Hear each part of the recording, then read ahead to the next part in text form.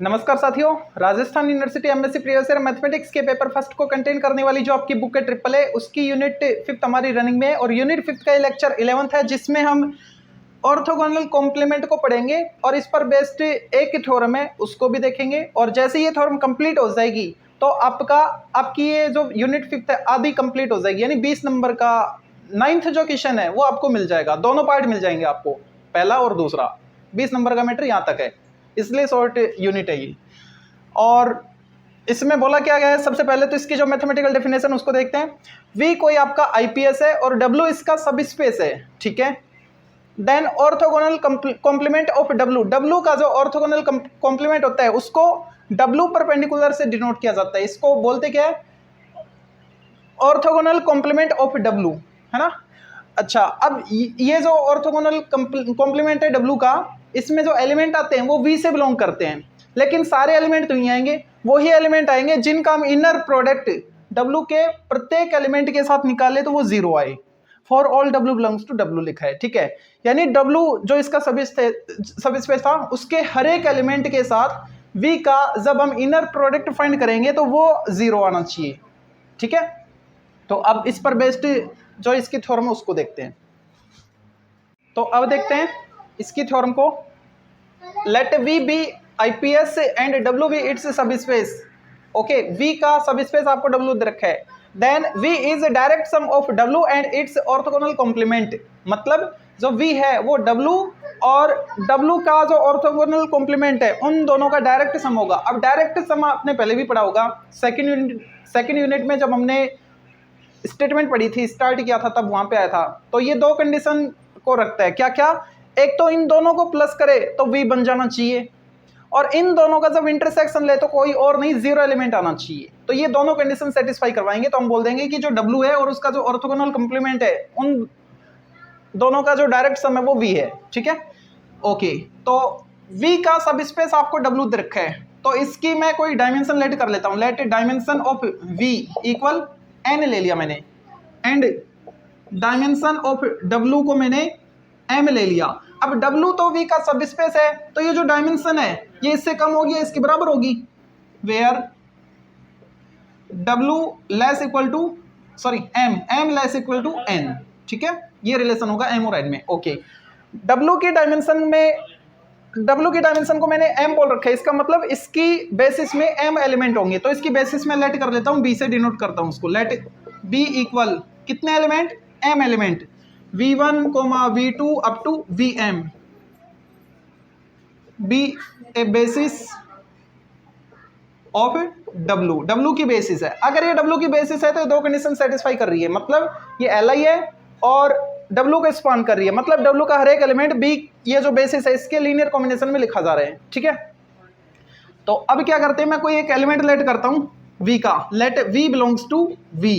Then अब मैं U बनाना चाह रहा हूं, कहां से, V से। कैसे बनेगा, V उसमें से माइनस करो क्या, summation I equal 1 to n, और इस V का इनर प्रोडक्ट किसके साथ, ईच VI, ठीक है, इंटू VI। इसको मैंने फर्स्ट बोल दिया।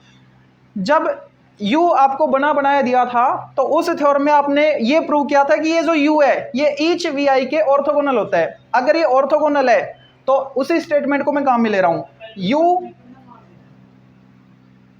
इज ऑर्थोगोनल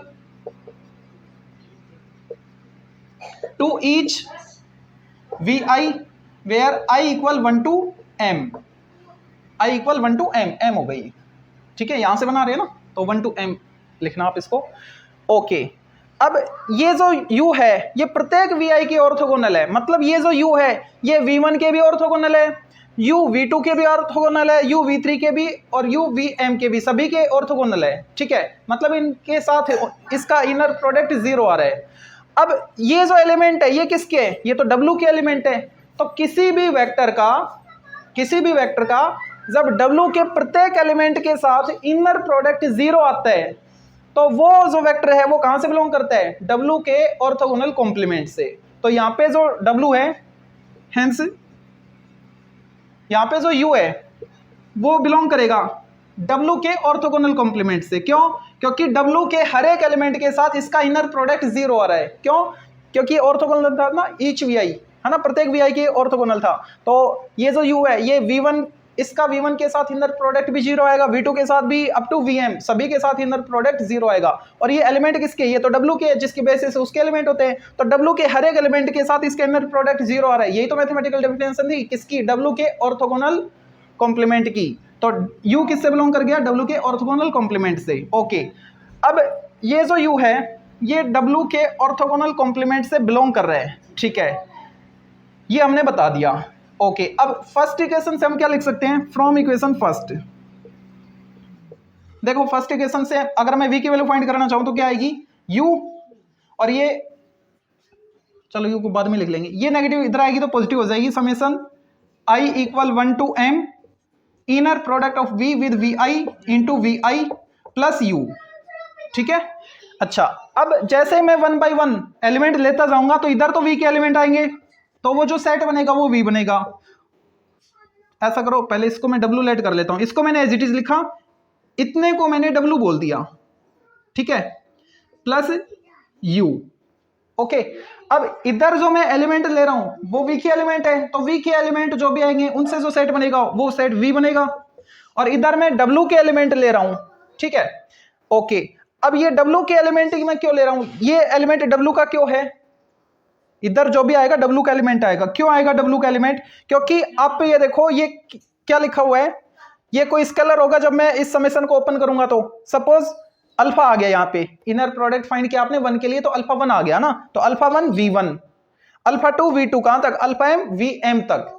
इसका मतलब इसके लीनियर कॉम्बिनेशन में लिखा जा रहा है कौन?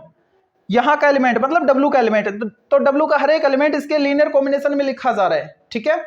तो ये एलिमेंट किसके आए? W के ही है ना, तो W के जो भी एलिमेंट है उनसे जो सेट बनेगा वो W सेट बनेगा। प्लस प्लस U को आपने पहले ही बता दिया, जस्ट अभी बताया, U कहां से बिलोंग कर रहा है?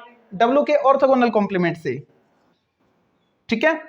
तो एक कंडीशन हमने बता दी है, इसके लिए इन दोनों को प्लस करें तो V आना चाहिए, तो दोनों को प्लस किया तो V आ गया, इसको मैंने बोल दिया सेकंड।